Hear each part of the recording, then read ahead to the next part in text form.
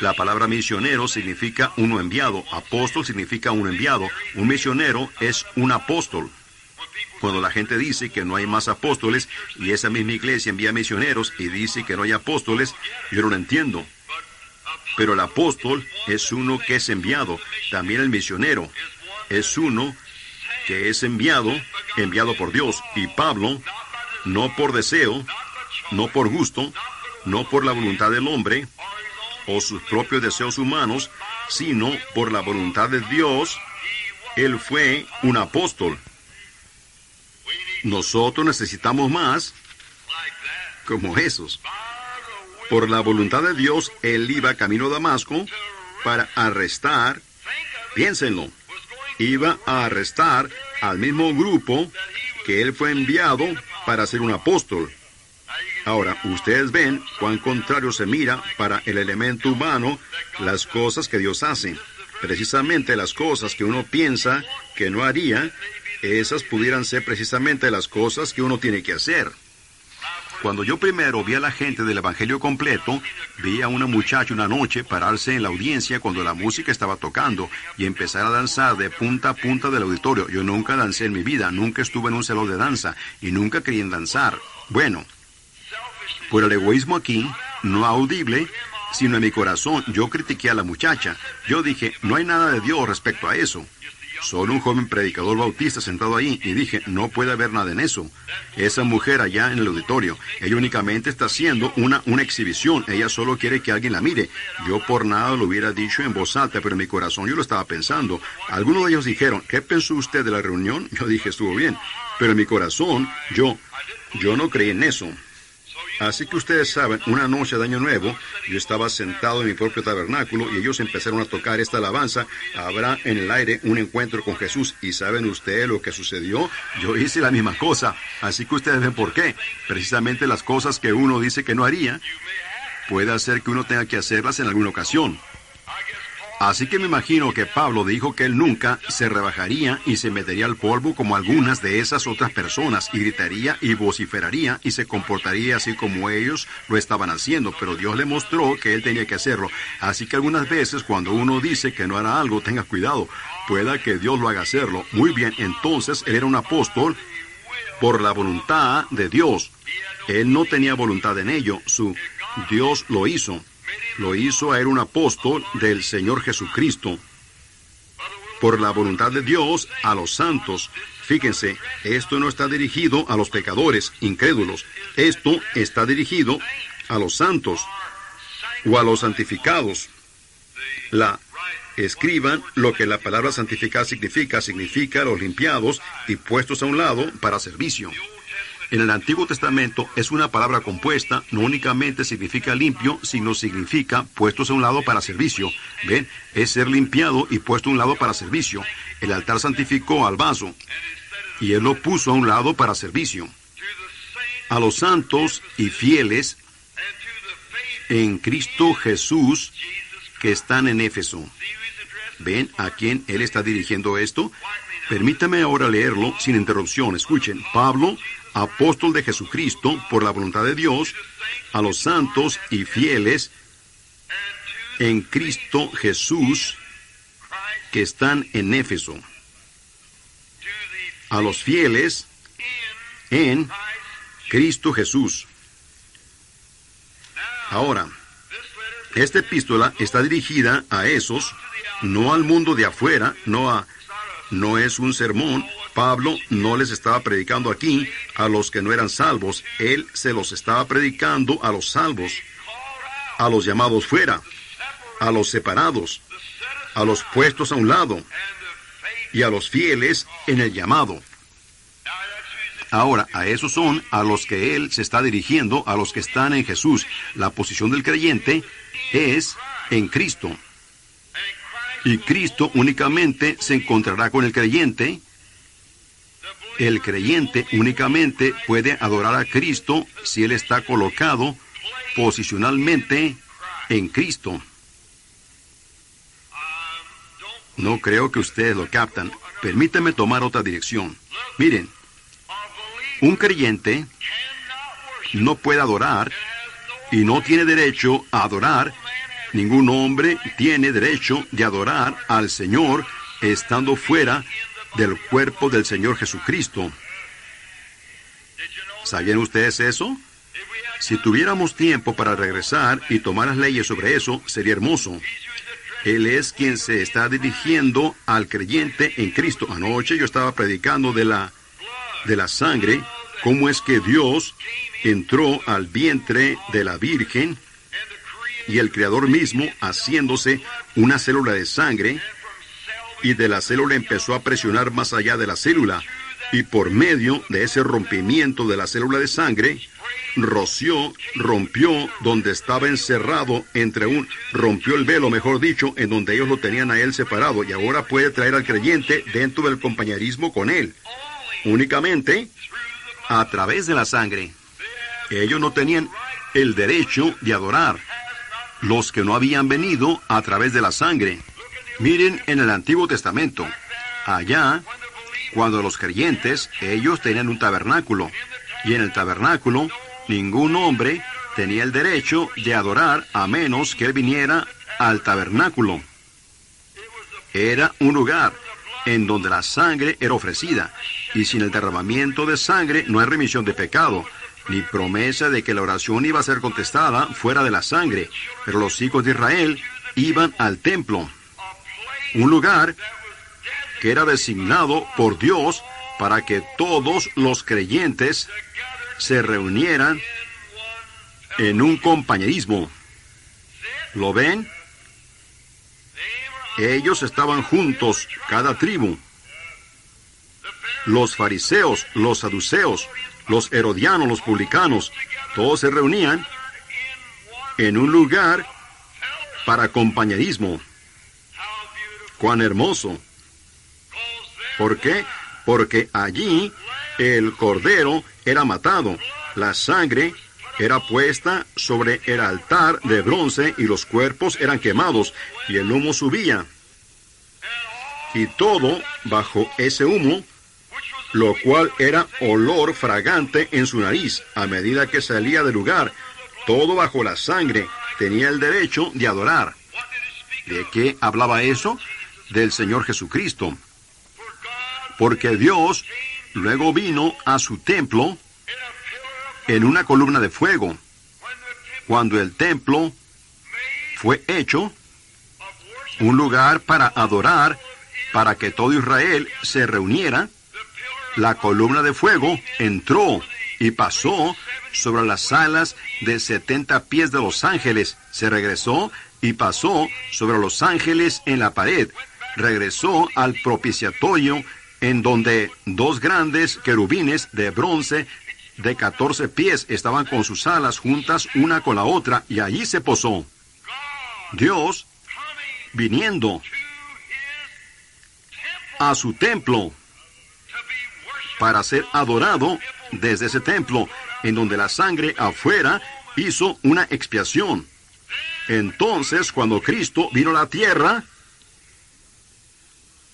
cuando Él fue bautizado en el Jordán, al igual que el lavamiento del cordero en el lavatorio de bronce, fíjense, entonces Juan dio testimonio, viendo al Espíritu de Dios como una paloma, descendiendo, y se posó en él, y entró en él. Dios viniendo a su templo. Dios estaba en Cristo reconciliando al mundo para sí mismo. Ese era su templo. Entonces, ese cuerpo, por el pecado, nuestros pecados, fue partido. Su carne partida en dos. Los vasos sanguíneos fueron rotos. Y allí, ahora, mientras el Espíritu salió de su cuerpo, entonces, todos los creyentes, espero que ustedes lo vean, miren, todos los creyentes que entran a través de la sangre en el cuerpo de Jesucristo, adoran a Dios a través de la sangre derramada de Jesucristo, en donde ellos están posicionalmente colocados en Cristo. ¿Lo ven ustedes? Para aquellos que están en Cristo, fieles, llamados, escogidos en Cristo. A esos son a quienes Pablo les está dirigiendo esta carta. ¿No están ustedes contentos hoy que están en Cristo? ¿Cómo entramos? Quisiera que tuviéramos tiempo para ello, como por 6 minutos más. Miren, ¿cómo entramos en Cristo? Por un espíritu, ni siquiera un compañerismo. No. La primera cosa viene primero. Por una iglesia, no. Por una carta, no. Por un credo, no. Sino, por un espíritu, todos somos bautizados dentro de un cuerpo. No por agua, no por fuerza, no por poder, sino por mi espíritu, dice el Señor. Por un espíritu somos bautizados. ¿Qué? Por un espíritu. ¿De dónde habla el espíritu? ¿En dónde está la vida? En la sangre, viniendo a través de la sangre de Cristo. Primero, llegando a ser un creyente. Fuera de Cristo, sin Dios, sin esperanza en el mundo, condenado a morir. Entonces, Dios, por gracia, nos elige, nos llama a Cristo, lo oímos a Él dentro de la célula de sangre, llamándonos a vida. ¿Lo captan? Y entonces, venimos y confesamos nuestros pecados, y somos bautizados para la remisión de nuestros pecados. Entonces tomamos a través de la sangre, hasta que la célula de sangre, venimos a través de la sangre rociada. Entonces somos bautizados por el Espíritu Santo dentro de esta célula de sangre. Y tenemos compañerismo uno con el otro, mientras la sangre de Jesucristo, el Hijo de Dios, nos limpia de toda maldad. Oh, hermanos, allí está. Eso es lo que necesitamos. Primero venir posicionalmente a Cristo, a través de la sangre derramada, y luego estamos posicionalmente sentados en Cristo. Fíjense en esto ahora, el siguiente versículo. Primero, antes que lo dejemos, fíjense, todo el Antiguo Testamento es una sombra del Nuevo. Ningún creyente tenía el derecho de ofrecer sacrificio de adoración fuera del templo. En el templo es en donde estaba la sangre. Dios lo prohibió. Él dijo, no lo hagan. Vengan al templo para compañerismo. Nosotros no tenemos el derecho de ir afuera y empezar credos y denominaciones, destruir personas y separarlas. Debemos de entrar en un compañerismo glorioso por el lavamiento del agua, por la palabra, dentro del cuerpo de Cristo a través de la sangre.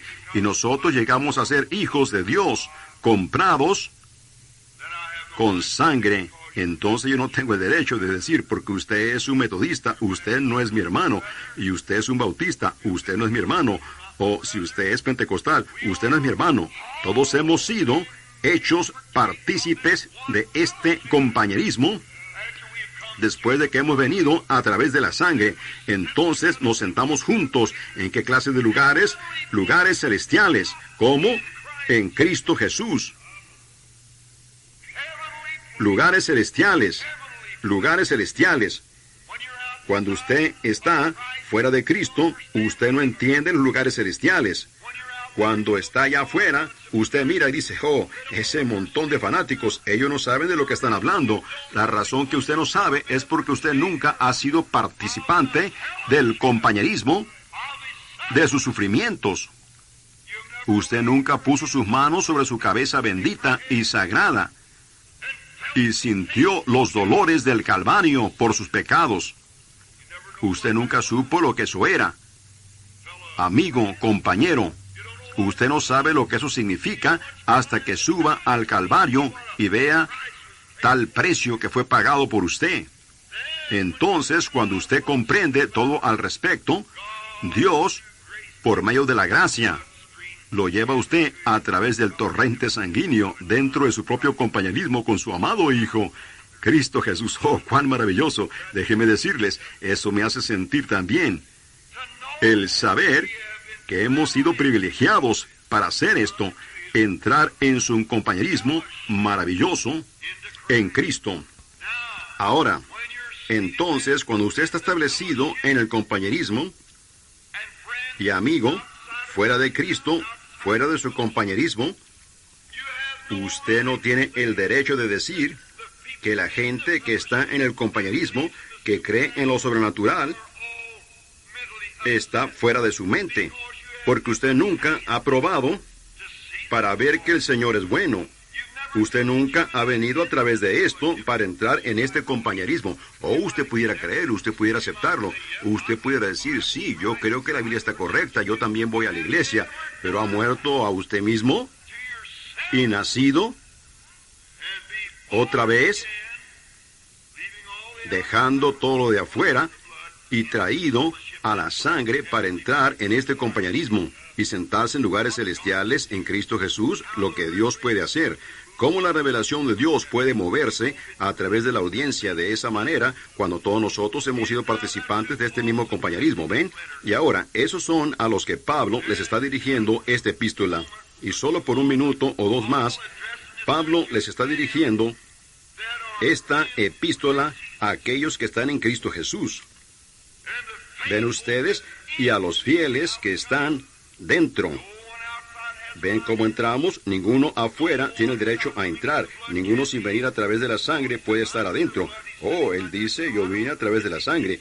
Y él está sentado allí mismo diciendo, yo no entiendo estas cosas. Seguramente que no. Él está pretendiendo que vino a través de la sangre. Pero si él alguna vez llega a ser un hijo y un participante, él es su hermano. Y él está, que es él, el mismo espíritu que estaba en Cristo, está en usted y en él. Y ustedes son conciudadanos. Oh, hermanos, esa es la palabra que yo quiero. Yo he estado dándole vuelta por media hora para encontrarla. Conciudadanos del reino espiritual. Ciudadanía. ¿No están ustedes contentos en esta noche que la tienen? Conciudadanos del reino de Dios. Esperando que el rey venga algún día. Ahora, nos apresuraremos. Gracia y paz a vosotros, de Dios, nuestro Padre, y del Señor Jesucristo. Él les está dando su saludo o su salutación a la iglesia. Bendito sea el Dios y Padre de nuestro Señor Jesucristo, que nos bendijo con toda bendición espiritual. Piénsenlo. Yo pensé que la bendición espiritual vino únicamente, el compañerismo, el Espíritu Santo, vino únicamente en Pentecostés. Esto es 32 años después, que está bendiciendo a la iglesia de Éfeso, a la iglesia gentil. Nos está bendiciendo en lugares celestiales. Usted únicamente puede estar en lugares celestiales cuando usted esté en Cristo Jesús. Así que si el Espíritu Santo los bautizó a ellos en lugares celestiales, en ese entonces, Él bautiza ahora en lugares celestiales. El mismo compañerismo. Ahora, lugares celestiales en Cristo. Ahora, rápidamente, yo les daré a ustedes mi punto de vista y luego tendremos que irnos. Según Dios, nos escogió, no mi deseo, no su deseo, no fue el deseo de Pablo. Según nos escogió en Él antes de la fundación del mundo. ¿Pensaron ustedes en eso? Él nos escogió en Él antes de la fundación del mundo.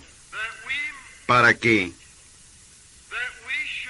Para que fuésemos santos. No porque yo viví bien, sino porque Él me escogió para ser de esa manera. Él lo hizo, no yo. Esa es la razón que usted es santo esta tarde, no porque usted lo merece, sino porque Él lo escogió a usted para ser de esa manera. ¿Cuándo? Antes de la fundación del mundo. Santos y sin mancha. Delante de Él en amor. ¿Cómo pudiéramos hacerlo? Tenía que haber una obra maestra para hacer eso. Y ese fue Cristo Jesús. Escuchen. Ustedes no lo recuerdan, ni tampoco yo. Pero nosotros estábamos antes de la fundación del mundo. Cuando Dios hizo al hombre, dijo, hagamos al hombre a nuestra imagen, démosle a ellos, plural,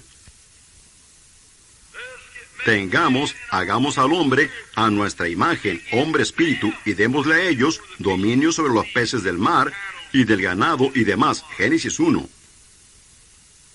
Dios diciendo eso, hagamos al hombre. Ahora, allá, antes de la fundación del mundo, Dios lo escogió a usted en Cristo Jesús para parecer santo al fin del tiempo, todo el trayecto desde la fundación del mundo. ¿Lo ve usted? Ahora, rápidamente, captémoslo ahora. El siguiente versículo, habiéndonos predestinado o elegido para ser adoptados hijos suyos por medio de Jesucristo, según el puro afecto de su voluntad. ¿Me permiten hablarles a ustedes solo por un momento? Dios, antes que el mundo empezara, fíjense, ninguno, dijo Jesús, puede venir a mí si el Padre que me envió no lo trajere. Esa es la propia palabra de Jesús. Aquí está la célula de sangre, aquí está rota, aquí está el rociamiento de la sangre moviéndose. Ahora, aquí está Cristo dentro de esta célula de sangre. Cristo significa el ungido. Él era la célula de sangre ungida. Aquí Él está dentro de aquí. Aquí está Dios, nuestro Padre. Miren lo que Él está haciendo. Ningún hombre puede venir a mí a través de este rociamiento de sangre, excepto que mi Padre lo trajere. Y todo el que viene, yo le daré a él vida eterna, no lo echo fuera, y lo resucitaré en el día postrero. ¿Ven ustedes lo que es? Ahora miren, Él nos ha escogido para este propósito, habiendo predestinado, o sabía previamente, Él entendió previamente lo que sería desde el principio. Dios en el principio, simplemente sabiendo lo que Él haría en el fin. Él predestinó, o podría decir previamente, lo que sería. Sabía previamente, sabiendo previamente que estaríamos en Cristo Jesús. Fíjense, habiéndonos predestinado para ser adoptados hijos suyos, la adopción. Tomaremos ahora las leyes antiguas solo por un momento otra vez y luego tendremos que terminar. En el Antiguo Testamento, cuando un hombre... ¿Están ustedes disfrutando la lectura de la palabra? A mí me gusta. Solo toleren unos cuantos minutos más. En el Antiguo Testamento, cuando un hombre tenía su pequeño reino, miren, él era el padre de este reino. Una pequeña posesión. En San Juan aún se continuó hasta el pueblo anglosajón en Bretaña hace años, aún hasta la traducción o versión de King James. Ustedes se encuentran en San Juan 14 que dice, en la casa de mi padre hay muchas mansiones. Eso suena extraño que en una casa haya mansiones, pero lo que es, en el tiempo de la versión de King James, como una traducción, cada hombre que tenía un reino, un rey, él tenía ese dominio que era de él. Y él era llamado el Padre. Y eso era llamado su casa. Los hijos, todos sus súbditos eran él era dominio, su dominio era sobre ellos, y eso era llamado su casa. Así que ellos dijeron, en mi Padre, ahora, Creo yo que Moffat lo pone en la casa apartamento, hay muchos apartamentos. Yo no estoy de acuerdo con eso. Pero en el original dice, en el reino de mi padre hay muchos palacios. Eso suena mejor, ¿no es así? Correcto. Ahora, cuando un hombre, en el Antiguo Testamento, un hombre judío, en Palestina, de donde ellos eran ya sea que él fuera, o de la tribu de José, o de Efraín, o de la que él fuera, él tenía sus propias tierras destinadas que le pertenecían a él. La historia hermosa de Ruth, cuando regresó con Noemí, cuando Noemí había perdido toda su herencia, y Boaz la redimió. Creo que yo prediqué sobre eso la última vez que estuve aquí. Un cuadro hermoso. Ese fue su pequeño dominio, como su pequeño reino, su posesión. Era traspasado. Uno le seguía al otro. Ahora, cuando un padre se casaba y cuando este muchacho, heredaba lo que su padre tenía, sus hijos nacían. Ahora, cuando ese muchacho nacía en este pequeño, nosotros le llamamos acres pequeños o una granja pequeña. Cuando él nacía allí, el padre tenía siervos todo alrededor, pero el hijo era criado bajo un tutor o maestro o instructor. Gálatas, el capítulo 4, versículos del 1 al 5, da un cuadro hermoso de ello. Cómo estábamos bajo tutores por tanto tiempo. Pero ahora, cuando este hijo nacía, él llegaba a ser un hijo, en el mismo momento que él nacía en la familia. ¿Lo captan ustedes? Ahora, entonces había un tutor sobre ese muchacho para educarlo y criarlo. Bueno, él no era más que un siervo, dice la epístola a los Gálatas, hasta que él llegaba a una edad, un tiempo limitado que era establecido. Y este tutor siempre le llevaba el reporte al padre: tu hijo está progresando bien, o lo que fuera. Y ahora, ahí es en donde yo no estoy contradiciendo, mi hermano querido, pero miren, tómenlo como de alguien quien los ama. Ahí es donde los pentecostales fallaron en ver esto. ¿Ven? Si el Espíritu Santo quizás no queriendo darlo entonces, miren, cuando ustedes nacieron otra vez del Espíritu Santo, ustedes dijeron, esto es, hermano, si era, ustedes eran hijos. Ustedes eran hijos sin lugar a duda. Ustedes nacieron en la familia. Pero sin embargo, el tutor, el cual es el Espíritu Santo, ha vigilado sobre la iglesia mientras ella ha estado madurando. Ahora, si este tutor, en lo natural, iba al padre y decía, mira aquí, ese muchacho no va a ser muy bueno. Yo trato de enseñarle, él simplemente no escucha. Él tiene su propia manera testaruda y él simplemente no escucha. Él va a hacer esto o él va a hacer eso. El padre comprende allí mismo que ese muchacho no puede tomar posesión de su dominio. Correcto, porque ¿qué haría él? Él lo malgastaría. El regreso del hijo pródigo da un cuadro muy hermoso de ello, ¿ven? Él no podía. Lo que él haría es que hipotecaría la granja o la vendería y se lo bebería y se comportaría mal. Ahora, en el sentido espiritual, después que nosotros nacimos en Cristo, llegamos a ser hijos de Dios. Pero entonces, ven, Dios sabe mejor. Ahora, aquí es en donde yo digo reverentemente que no estoy de acuerdo con mis hermanos de la lluvia tardía. ¿Piensan ustedes que yo estoy persiguiendo a la iglesia? No, mi amado hermano, no, ¿ven? Ahora, este muchacho, después que llegaba a una cierta edad, él tenía que ser adoptado dentro de esa misma familia en la que él había nacido. Cualquier ministro sabe que eso es posicionar a un hijo. Él tenía que ser adoptado dentro de la familia en la que él había nacido. ¿Pudieran ustedes imaginarse eso? Pero esa es la enseñanza del Antiguo Testamento. Pablo se está refiriendo a ello aquí en Efesios, en la iglesia de Éfeso. Ahora, la cosa de esto es, hermanos, hemos intentado de poner a cada uno aquí y a cada uno en esto, y a cada uno en eso por la imposición de manos y separando o poniendo la parte, pero Dios tiene que hacer eso. Es el único que puede hacerlo. Ahora, cuando el padre se daba cuenta que este muchacho no era digno, él nunca lo negaba. Él todavía era su hijo, pero él no podía tener confianza en él. Él era muy llevado por doquiera de toda clase de vientos de doctrina. Eso es lo que dice la Escritura. No sean llevados por doquiera de todo viento de doctrina. Sean estables, creciendo en la obra del Señor siempre, sabiendo que el trabajo de ustedes no es en vano. Rápidamente desearía que pudiéramos quedarnos en eso por un rato. Pero fíjense, entonces este padre... Llegaba el día en el que este muchacho quizás había estado bien y era un hombre digno. Él escuchó al padre, él recibió instrucciones, él era un buen muchacho. Entonces el padre lo llevaba a una calle pública y entonces él le ponía a él una ropa especial. Y luego el padre tenía una ceremonia y adoptaba a su hijo, en su familia.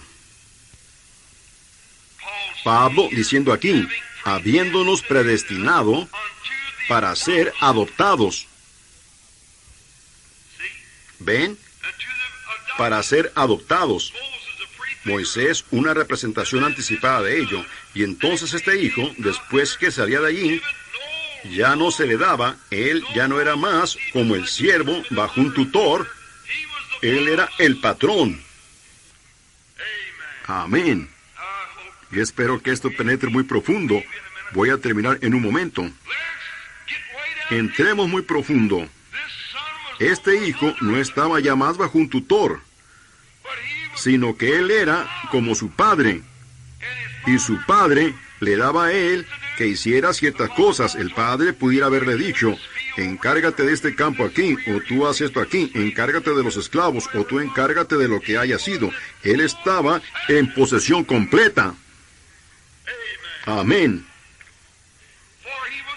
Porque él fue adoptado dentro de esa familia y su nombre en un cheque era tan bueno como el de su papá.